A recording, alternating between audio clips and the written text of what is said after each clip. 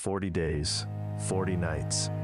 At the summit of a mountain swept by winds that cut through skin like blades, a man in his late 50s fasted, kneeling on bare rock.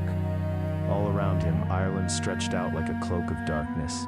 Beneath him, according to tradition, serpents slithered, not merely scaled creatures, but something older, deeper, more resistant to the light.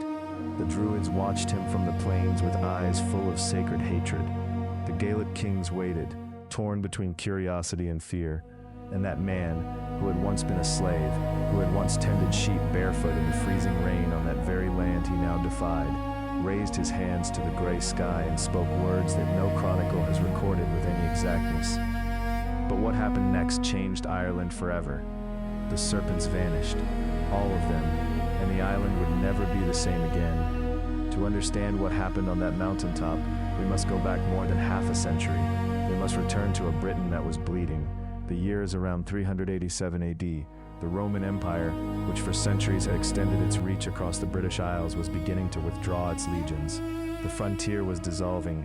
The peoples the Romans called barbarians, Picts from the north, Saxons crossing the North Sea, and Irish pirates sailing the Irish Sea, smelled weakness as wolves smelled blood. In a Romanized village on the western coast of Britain, possibly in the region that today corresponds to Wales or southwestern Scotland, lived a young man named Sicat. His father, Calpurnius, was a Christian deacon and a Roman decurion, a man of standing, a landowner. His grandfather, Potitus, had been a presbyter. The Christian faith ran through that family like an underground river, but Maewyn himself, at 16, would later confess that he cared little for God. He was, in his own words in the Confessio, ignorant of the true God and indifferent to his commandments. It was then that the world came crashing down. Irish pirates, Gaelic raiders who crossed the sea in leather pirogues, attacked Calpurnius's estate. They killed, they plundered, and they took captives. Among them was the young Maewyn, torn from everything he knew, dragged into a boat that smelled of salt and blood, and carried across the dark waters to a land he would describe as the end of the world. 5th century Ireland was a pagan land, deeply, ritually, fiercely pagan. The Druids ruled the spirit of the people.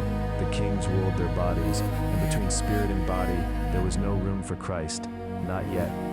Sicat was sold into slavery to a tribal chieftain named Milchu in what is now County Antrim in the northeast of the island.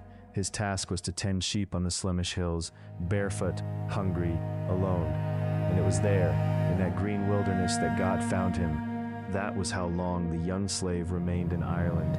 6 years of hunger, cold, loneliness, and prayer. In the Confessio, the autobiographical document that Patrick himself wrote decades later, which has survived to this day as one of the oldest Latin texts produced in the British Isles, he describes this transformation with brutal honesty. "I used to pray 100 times during the day and almost the same number at night," he wrote.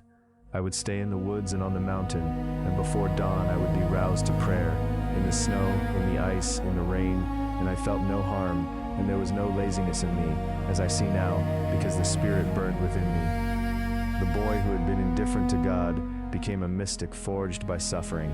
Slavery, which should have destroyed him, worked in him something that theologians would call metanoia, a complete reversal of the soul. Pain emptied him, and into that emptiness something entered. At the age of 22, Patrick heard a voice in a dream.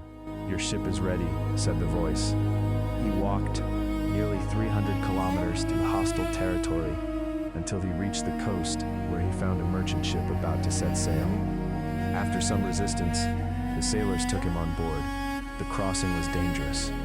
After disembarking, likely in Gaul, the group wandered for 28 days through devastated lands, nearly starving to death, until Patrick